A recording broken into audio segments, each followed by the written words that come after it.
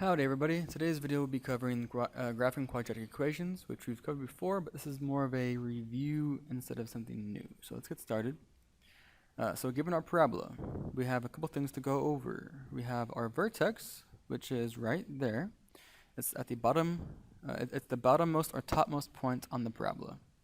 We also have our roots, which are right here. They are the points on the parabola that intersect the x-axis. We have our axis of symmetry, which is right there. The line that splits the parabola into halves. Okay.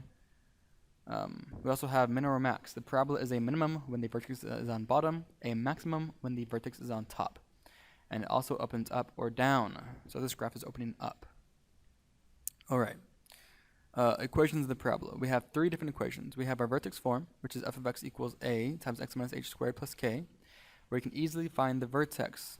So your vertex is just going to be hk, h, and then k. Remember, h is always opposite.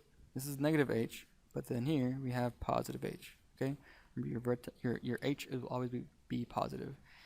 Next, we have intercept form. F of x equals a times x minus p times x minus q, where you can easily find the roots. So p and q. Remember, just set your binomials equal to 0 and solve to get p and q by themselves. And then standard form. Which is f of x equals ax squared plus bx plus c, which you can't really find anything from. You have to convert to intercept form or vertex form in order to do those, in order to find your vertex and your roots. So, if given standard form, we can convert to intercept and vertex form, and this is how we do it. Here we have 6 different ways we can convert, okay? So from vertex to intercept, distribute the binomials, combine like terms and factor. Vertex to standard, distribute binomials and combine like terms. Intercept to standard, distribute binomials and combine like terms again. Intercept to vertex, distribute binomials and complete the square. Standard to intercept, factor, and then standard to vertex, complete the square. Now, the complete the square part, we will go over next week. But as for right now, I just want y'all to know that we use the complete the square method to get to vertex form. So, finding a from the graph. A lot of y'all asked, how do we find a from a graph, and this is how we do it.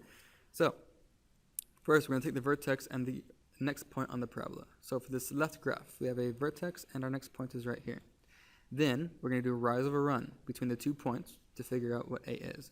So a is going to equal rise over run. So we're going to rise 1 and run 1. So 1 over 1 will be 1. So a equals 1. Now for this graph, a will be, let's see, vertex to your next point, rise 2, run 1. So your a will be 2 over 1, which equals 2. All right? That's how you find a. Now, here's our example. On our test, we're going to have some matching. We're going to match vertex form to its correct graph. So first of all, let's find some things with this. We have a negative in the front. So which way is it going to open, up or down? It's going to open down. All right.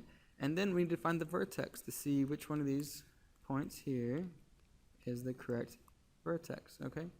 So vertex, let's see, will be hk, where this is h and this is k. Remember that h is always opposite. So we have positive 1 there, so we'll have negative 1 for h, and then k will be positive 4. So which one of these opens down and has a vertex of a negative 1, 4? So a opens up, b opens up, c opens up, d opens down, e opens up, f opens down. So it can be d or f. So which one has a vertex of negative 1, 4? So we have negative 1, 4. Oh, there it is. So D is your solution. Now converting to standard form. So we have our equation right here, and it's asking us a few questions. How high will the flying fish be at 3 seconds? So 3 seconds is time. So t equals 3. Now to find the height, h, all we do is plug 3 into your equation. So we're going to have h equals negative 0.5 times t minus 6, where t is 3, so 3 minus 6 squared plus 18. So h equals negative 0.5. 3 minus 6 is negative 3 squared plus 18. What is 3 squared? 9. So we're going to have negative 0.5 times 9 plus 18.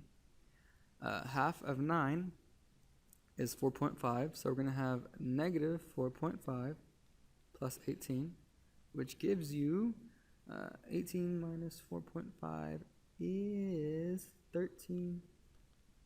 So the fish will be at a height of 13.5 feet. Okay, how high will the flying fish, when will the fish hit the water? Pretty much, when will the fish hit the water? So at what height is the, not what height, shoot, what height is the fish when it hits the water? Okay, this equation is asking us, well, is defining the curve of the fish's parabola from where it starts and where it ends, where, well, pretty much where h is 0, because it's hitting the water at height 0. So pretty much, in order to figure out when the fish will hit the water, we need to set h equal to 0, because your height is 0. So we'll have 0 equals negative 0.5 t minus 6 squared plus 18. And we need to solve for t. In order to do that, we need to work backwards, so backwards of PEMDAS. So add and subtract first. We have this plus 18, so we need to subtract 18 first. So we're going to have negative 18 t minus 6 squared. Negative 18 equals, sorry guys, negative 0.5 t minus 6 squared.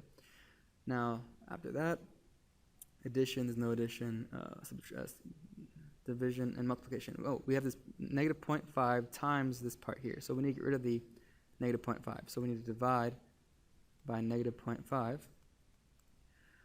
The negatives cancel, and we have 18 divided by 0.5, which is the same thing as saying 18 times 2, which is going to be 32, equals t minus 6 squared.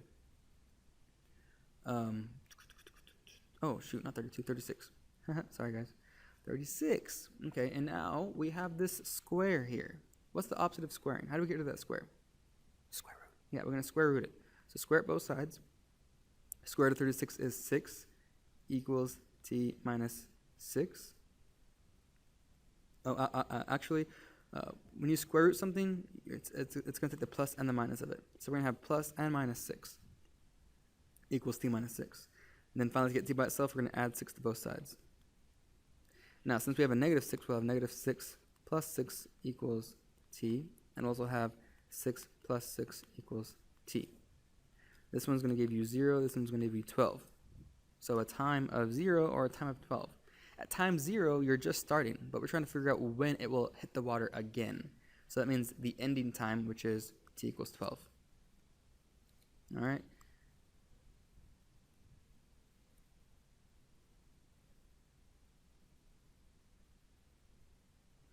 At what time did it reach its maximum height? Now this one's easy. Maximum height deals with the vertex. This is in vertex form here. If that's in vertex form, we can just find the k value for its maximum height. Oh shoot! At what time did it reach its maximum? We're not looking for the maximum height. That's this one.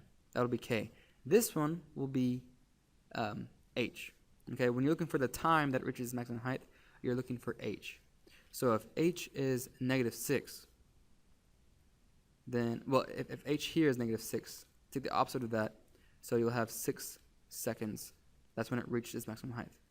And then what is its maximum height? It'll be your k value. So your k value is 18. All right, guys, sorry for the confusion. Thanks for being patient and watching. That'll be all. Thanks for watching. Bye.